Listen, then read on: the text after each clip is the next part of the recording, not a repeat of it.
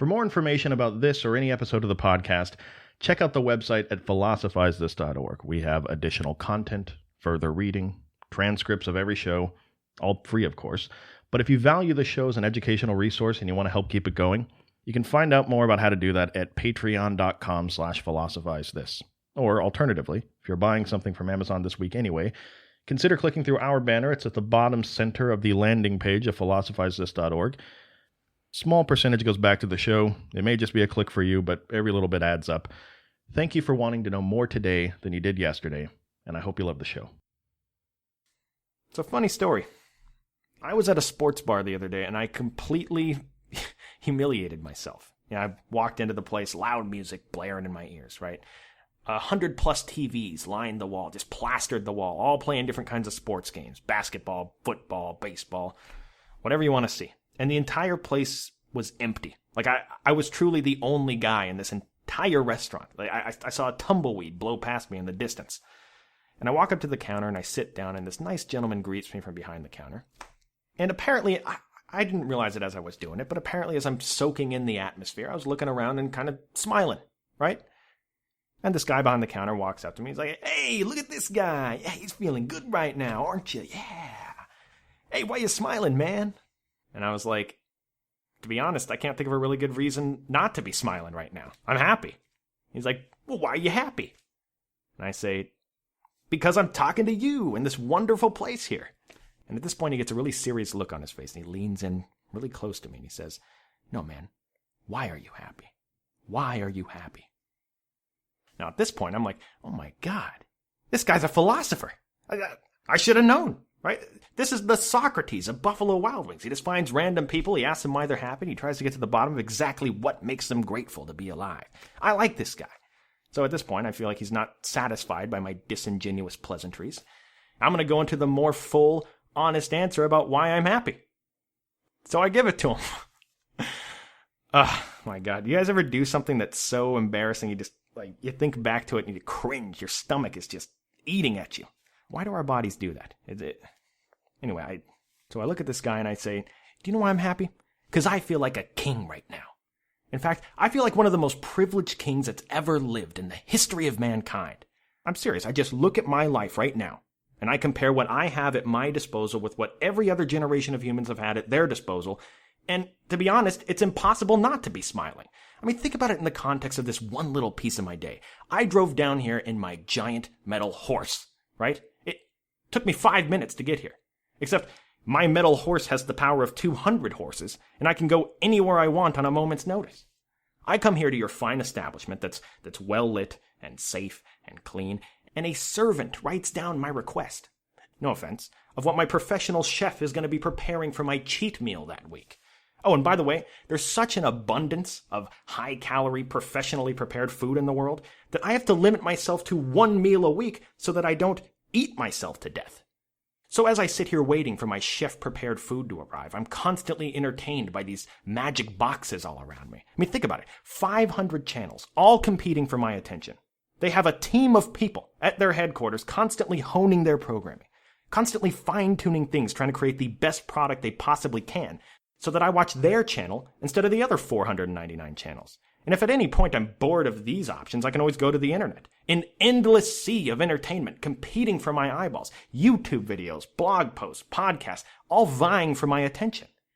And right now, my newest bartending friend, I've chosen to watch sports, right? I don't even watch sports that much. And despite that, this guy on the TV screen that I'm looking at, he's been killing himself all week long for my benefit. This guy's been running laps. This guy's been lifting weights in the gym, pushing his body to its absolute extreme all week during practice to get to a place where he can show up on Saturday and not just try to perform well for me, but put on the best performance he's ever put on in his life. He's going to try to do superhuman things just so that I'm going to be entertained. So I'm happy and I'm smiling because I feel like a king right now. I'm not rich by society standards, and yet all this stuff around me is available to me on a moment's notice. I can't think of a single king from human history that wouldn't trade lives with me in a heartbeat. That's why I'm happy. Then the guy looks at me and he goes, yeah, man, I heard if you go to a country like Nicaragua or something, you can take $500 and live like a king. Well, in the moment, I felt like taking my own life.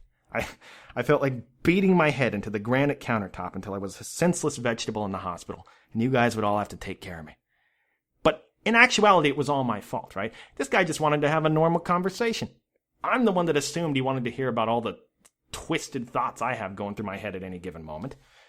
This guy may not have been interested, but the sentiment of what I'm saying here is definitely not going to be lost on you guys, my closest friends. In fact, what I'm talking about here is something that the world-famous economist Adam Smith would have a lot to say about. So Adam Smith is one of these Enlightenment age philosophers that made his name in the field of economics. Now, just how the Enlightenment as a whole is characterized by a fundamental questioning of assumptions that we made in the past about different elements of living. Rousseau questioned government. Voltaire questioned a lot of things, the church's moral authority among them, etc. Adam Smith is the most famous guy in this period that tackled the field of economics. Now, the conventional wisdom that Adam Smith is calling into question here in the area of economics is what's known today as mercantilism. We're going to be talking a lot about mercantilism in the next episode of the podcast when we talk about what it means to be a wealthy nation. We're going to apply it to our society that we're building while stranded on this desert island. But today we're going to be talking about what it means to be a wealthy person. What does it mean to be a wealthy person? How do you measure wealth in your life? Because ideally, I think we'd all agree that if we're creating a society, one thing we might want to at least consider is a strategy for creating as many wealthy people as we possibly can. So how do we do that best? It's funny. I think when most of us think of wealth, we think of it in terms of how much money someone has in the bank, right? Or what their net worth is if you combined all their assets together and put a dollar figure on it. But is some dollar figure like that really a complete way of assessing wealth? Now, I'm not saying that that dollar figure doesn't matter at all. It certainly does matter. All I'm saying is that this idea of wealth is a really big topic, and by only looking at that dollar figure, you're only looking at one little piece of the discussion. Maybe a good place to start this discussion is by asking the question, what does $1 buy you in today's world? Actually, maybe the better way of looking at it so that it translates well across different time periods is to ask the question, what do you get for 1 hour of work today as opposed to 50 years ago, 100 years ago, 200 years ago? This is how things work. We trade hours of our work for money. We use this money to buy the things that we want. But how wealthy we consider ourselves is directly related to how much that money buys us. I'm sure we've all heard the example before. It's common adage. Is it even an adage? A story? Anyway, we've all heard before, well, you have $1 million and I have a cheeseburger. If we're stranded on a desert island where that money doesn't buy anything, who's richer? Let's take a look at one example, right? One of the things we want to spend our money on is light, right? We want our house that we live in to be well lit so that we can actually do things. We can read. But most importantly, we don't want to be walking through our house in the middle of the night and stub our toe on the chair or the end table. It just hurts really badly.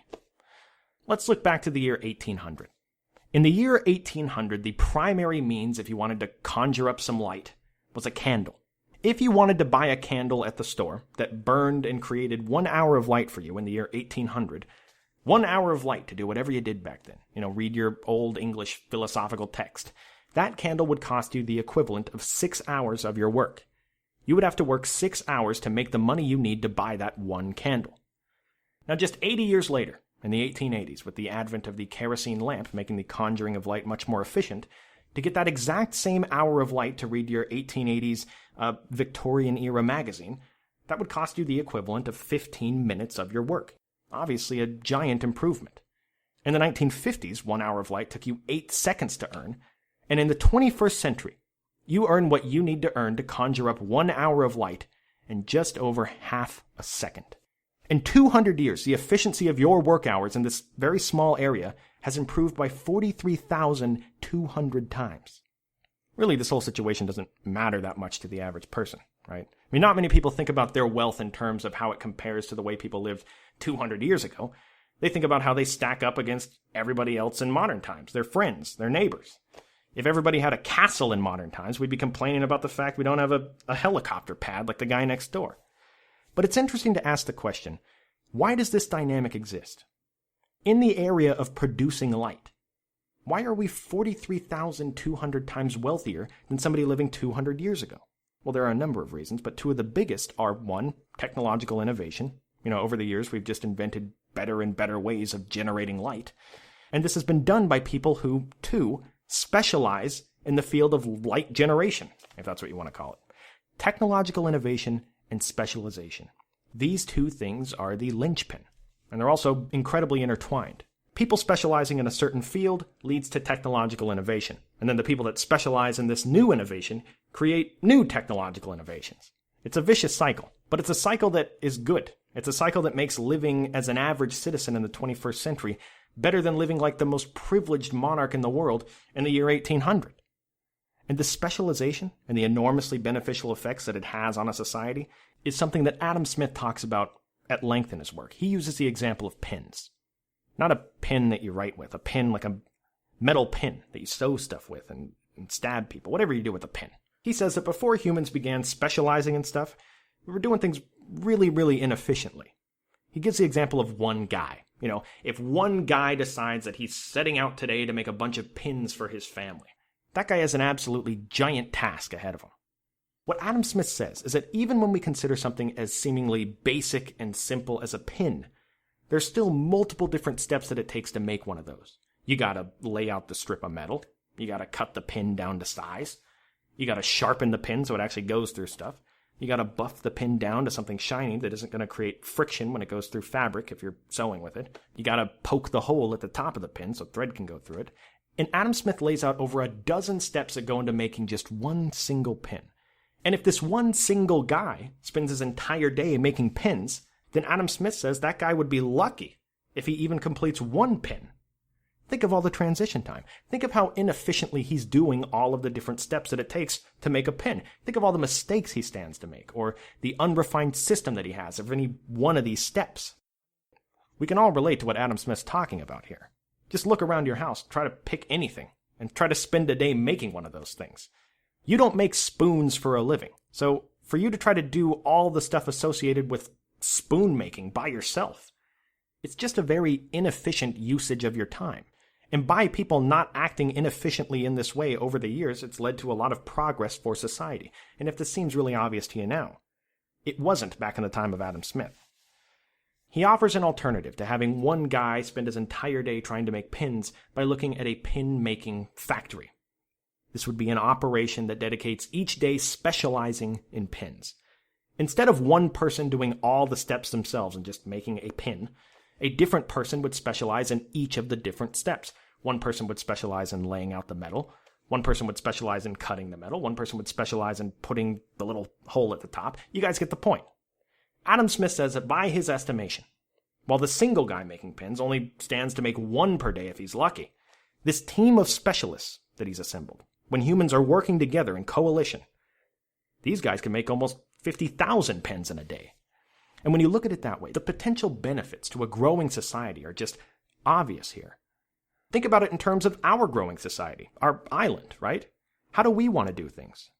Well, one option is to have a bunch of people going at it alone, right? Thousands of individual, subsistent people all providing for themselves, and whenever they need anything to make their lives more livable, they have to make it themselves. Because these people have to make everything and can never specialize in making any one thing, what they end up with is a relegated version of everything that they have, at least when it compares to what they could have if the society had adopted an attitude of specialization. I compare it to a Swiss Army knife, right? Like when you have one person making a knife and a nail file and a corkscrew and a GPS machine, all the stuff that comes on a Swiss Army knife. You could just buy a good knife from somebody that makes knives, a good nail file from someone that makes nail files, but instead you just get a mediocre knife, a bad nail file, and those little scissor things. Like, who are these Swiss Army knife people, and do they really think anybody's ever used those scissors for anything? Like, what am I? Like, what am I doing out in the wilderness? Am I giving haircuts to little insects? No, I'm not. Why do I need these little scissors? My point is, life pre- and post-specialization is a very different place, all right?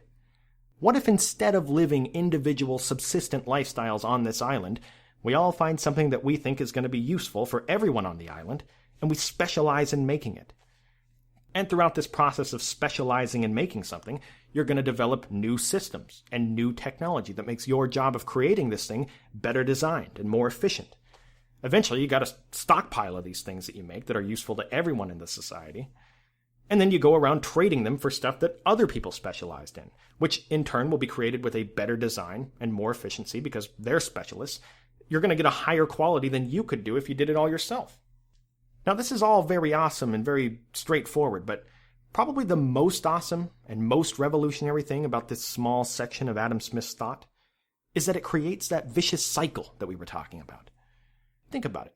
People are willingly living their lives each day, improving the world that we live in, not because they're Gandhi, not because they're some particularly altruistic person or because a king is forcing them to do it, but out of their own self-interest. This was massive at the time. Political philosophers before this talked all the time about the duty of a citizen to their country. Part of this duty, historically speaking, was to always quell their vices. You know, if you want to indulge too much in any one kind of pleasure, you owe it to your fellow citizens and country, as one cog in this giant machine, to dial it back a bit. For example, you may love bread, right? You may want to eat 100 loaves of bread a day. But that might not be the best thing for society.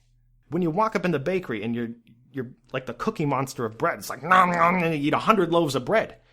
There may not be enough bread for the rest of the people that need to eat that day.